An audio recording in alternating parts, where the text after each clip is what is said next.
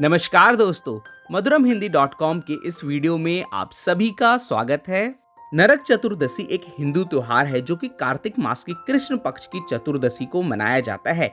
नरक चतुर्दशी दिवाली के एक दिन पहले और धनतेरस के एक दिन बाद मनाई जाती है। नरक चतुर्दशी को रूप चौदस और नरक निवारण भी कहा जाता है। तो आइए आज के इस वीडियो में हम जानते हैं कि नरक चतुर्दशी को रूप चौदस और नरक निवारण क्यों कहा जाता है, क्या है इसके पीछे की पौराणिक कथा, सब कुछ जानेंगे इसी वीडियो में, इसलिए वीडियो को पूरा देखिएगा, इसके बिल्कुल भी मत कीजिएगा।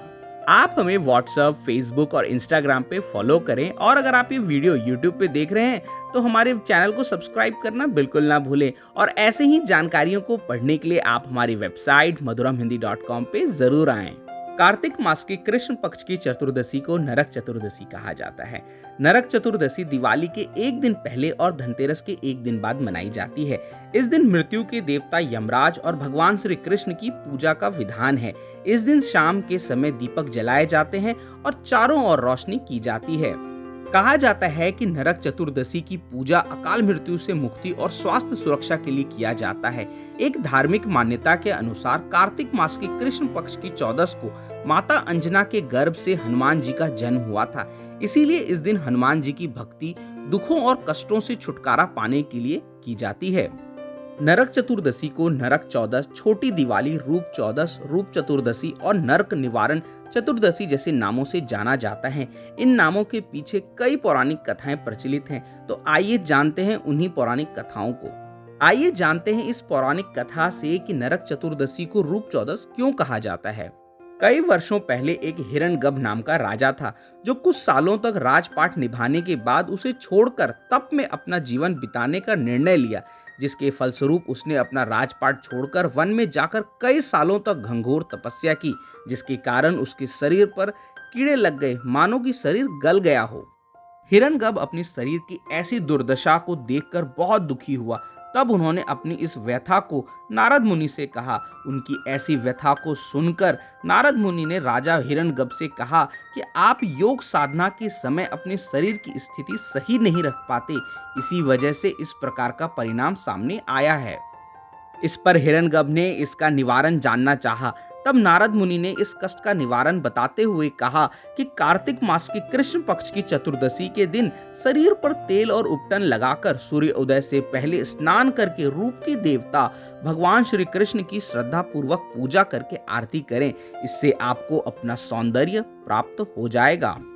राजा हिरण्यगभ ने कार्तिक मास की कृष्ण पक्ष की चतुर्दशी को सूर्य उदय से पहले तेल और उपटन लगाकर स्नान किया और फिर भगवान श्री कृष्ण की भक्ति भाव से पूजा अर्चना की, जिसके कारण उनको शरीर पूर्ण स्वस्थ होने के साथ ही सौंदर्य को भी प्राप्त किया।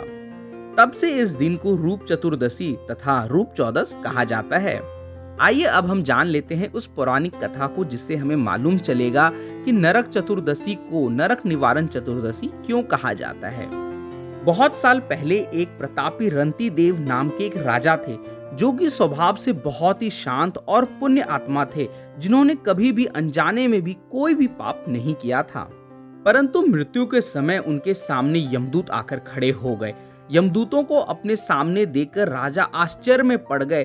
तब उन्होंने यमदूत से कहा कि मैंने कभी भी कोई भी पाप कर्म नहीं किया, फिर भी आप लोग मुझे लेने आए हैं, क्योंकि आपके यहाँ आने का क्या मतलब है कि मुझे अब नरक जाना पड़ेगा, जबकि मैंने कोई भी अधर्म कार्य या फिर कोई भी अपराध नहीं किया है।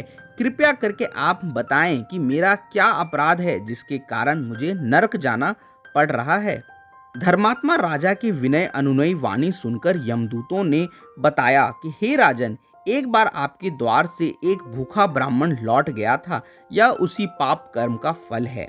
दूतों के इस प्रकार से कहने पर राजा ने यमदूतों से प्रार्थना करते हुए कहा कि मैं आपसे विनती करता हूँ कि मुझे 1 साल का और समय दे दो। राजा को यमदूतों ने 1 साल का और समय दे दिया। राजा अपनी इस समस्या को लेकर ऋषियों के पास गए और उन्होंने अपनी इस वृतांत उनको बताकर पूछा कि कृपया इस पाप से मुक्ति का कोई उपाय है तो बता दें। इस पर ऋषि ने कहा कि हे राजन, आप कार्तिक मास की कृष्ण पक्ष की चतुर्दशी का व्रत करके ब्राह्मणों को भोज करवाकर पूर्व उसके प्रति हुए पापों अपराधों का क्षमा प्रार्थना करें। राजा ने बिल्कुल वैसा ही किया जैसा कि ऋषियों ने उन्हें बताया था। इस तरह से राजा पाप मुक्त हुए और मृत्यु होने पर विष्णु लोक में स्थान प्राप्त किया। उस दिन से पाप और नरक से मुक्ति के लिए पृथ्वी लोक में कार्तिक चतुर्दशी के दिन व्रत की परंपरा की शुरुआत हुई। इसीलिए इस दिन को नरक निवारण चतुर्दशी भी कहा जाता है। उम्मीद है कि आपको नरक चतुर्दशी से जुड़े हुए इन पौराणिक कथाओं को सुनकर आनंद प्राप्त हुआ होगा। वीडियो को लाइक करना बिल्कुल ना भूलें और कमेंट बॉक्स में जय श्री कृष्ण जरूर लिखें। साथ ही साथ इन वीडियो को अपने परिवार और दोस्तों के बीच में शेयर जरूर करें। आज के इस वीडियो में बस इतना ही। मिलते हैं madhuramhindi.com के अगले वीडियो में एक और नई जानकारी के साथ। तब तक आप अपना और अपनों का बहुत ख्याल रखें। धन्यवाद।